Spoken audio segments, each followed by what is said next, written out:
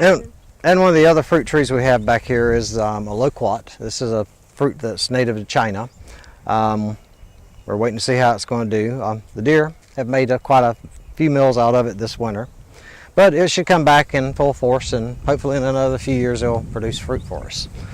And I have a lot of volunteers and guests that come to the farm that ask sometimes why I plant a fruit tree that might take 5 or 10 years to start producing.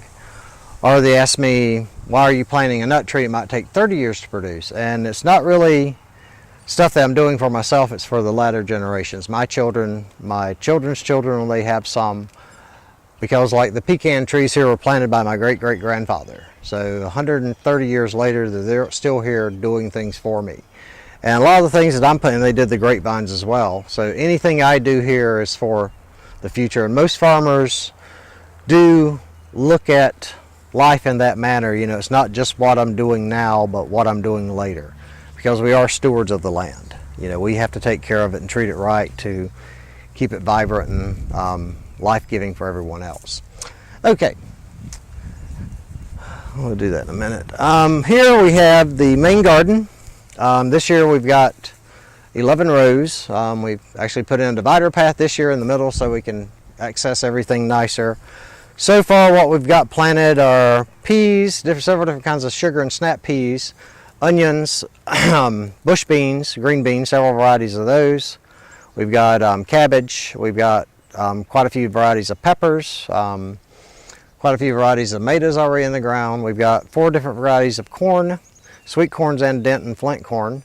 We've got squash and zucchini, cucumbers, watermelons, cantaloupes, red potatoes, purple potatoes, white potatoes, Yukon gold potatoes, cowpeas.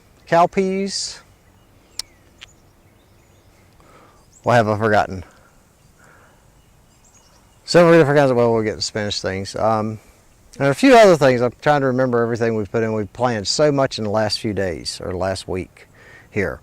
But we should get a super nice bountiful harvest this year to feed a lot of good people. And looking forward to it. But a lot of stuff's already come up. We just planted it, what, last Thursday and Friday? But our corn's up, the zucchini and squash are coming up. And some of the cucumbers are coming up. So we're doing good, and the cowpeas are sprouting up today too.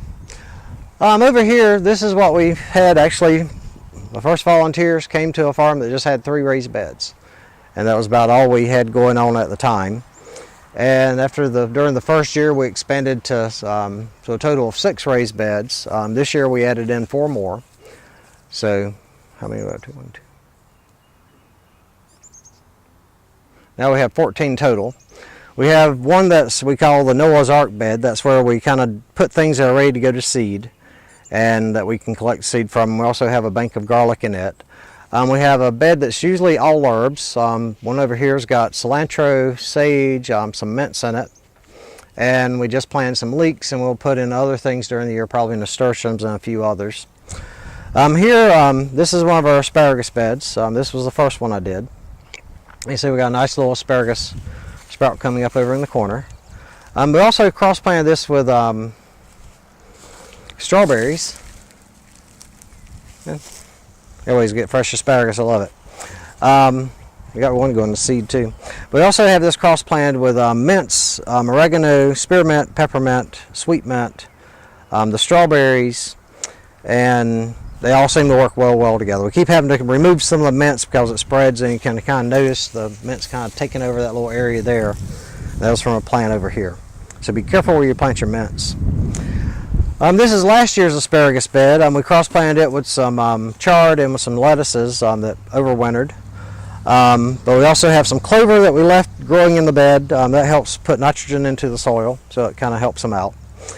And this is the first year we've been able to harvest it, and we've been getting a good crop out of it as well. So spend some money and plant some asparagus, folks. If you want to get close-ups of the cilantro, and this over the winter, if you notice, it's getting ready to flower.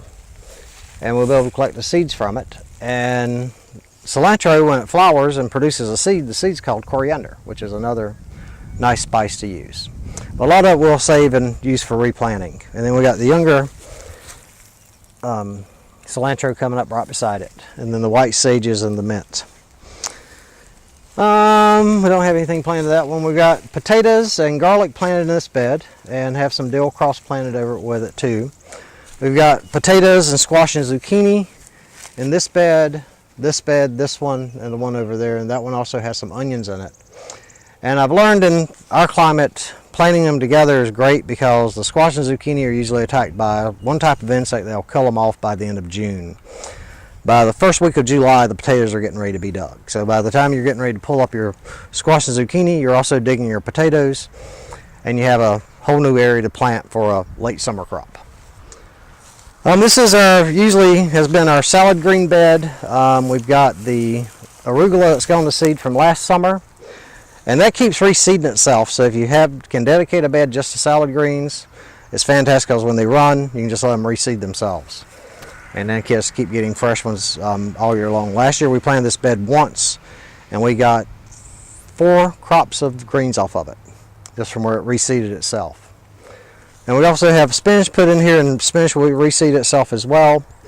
And like I say, the standard salad greens, and sometimes we'll put beets in too for the beet greens.